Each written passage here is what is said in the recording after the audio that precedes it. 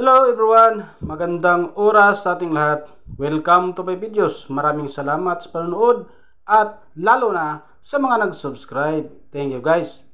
At kung bago ka pa lang dito sa aking videos, huwag kalimutan mag-like, comment, share, and subscribe para updated ka sa aking mga bagong upload na mga videos na mayroong mga gandang kasaysayan at halaga tungkol sa ating mga barya. Guys, ito yung ating 1 piso na large type na si Jose Rizal, ang Anua Mendorensis ang kanyang likuran. Guys, tapusin ang video guys para malaman natin ang tungkol dito sa baryang ito guys. Dahil mayroon itong presyo guys na umabot sa 248 pesos guys. Ginawa ito guys ang ating barya noong 1983 hanggang 1990. At mayroon itong composition guys na copper nickel. At mayroon din itong timbang na 9.5 grams. Ang kanyang diameter ay 29 mm. Ang thickness naman ay 1.9 mm. At tapos na itong na-demonetize guys noong January 2, 1998. At ito naman guys, ang ating overs. Ang bus of Dr. Jose Protasio Rizal Mercado. Fishing right. At mayroong nakalitering na Republika ng Pilipinas, Jose Rizal, from 1983 hanggang 1990. At ito naman guys ang ating reverse, ang Tamaraw, or kung tawagin, Anua Mendorensis, running right. At mayroong nakalitering na 1 piso, Anua Mendorensis. Ginawa ito guys sa Bangko Sentral ng Pilipinas, or Security Plant Complex, Quezon City. So kahit pinaglumaan na ito guys, ay mayroon po tayong presyo nito. Dito tayo magsimula sa 1983 guys. Mayroon itong ginawa guys na 55,869,000 kapiraso. At mayroong 11% ang kanyang frequency. May price guys na 22 pesos ang fine at 46 pesos ang very fine. 46 pesos ang extra fine. 59 pesos ang about uncirculated.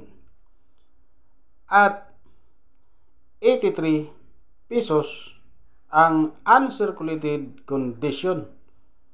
Dito naman tayo guys sa ating 1984. Mayroon itong ginawa guys na 4,997,000 kapiraso at mayroong 6% sa kanyang frequency, kanyang circulation. May price guys na very fine 13 pesos at ang kanyang uncirculated condition ay 84 pesos. At ang ating year na 1985 guys, mayroon itong ginawa guys na 182,592,000 kapiraso guys. So sobrang dami. At mayroong 51% ang kanyang frequency guys. May price na 19 pesos. At ang kanyang fine condition 19 pesos. Ang very fine naman ay 30 pesos. At ang kanyang extra fine 33 pesos. Ang about uncirculated 34 pesos. Ang kanyang uncirculated condition 66 pesos. Dito sa ating year na 1986 na 1 piso na Anua Mendorensis, mayroong ginawa guys na 19,079,000 kapiraso at mayroong 5% sa kanyang sirkulasyon. May price na very fine 11 pesos. At dito naman tayo guys sa 1987. Mayroon itong ginawa guys na 1 million. So kunti lang. 391,000 kapiraso. At mayroong 4% sa kanyang frequency. May price din ito guys na very fine 33 pesos. Ang ating 1987. Dito tayo sa ating 1988 guys. Mayroong ginawang 54,636,000 kapiraso guys. At 21% naman ang kanyang frequency guys. At may price na very fine 29 pesos. Extra fine 34 pesos. About uncirculated 47 pesos. Dito naman tayo guys sa ating 1989. Mayroon itong ginawa guys na 20% sa sirkulasyon at walang mintage kung ilang piraso guys.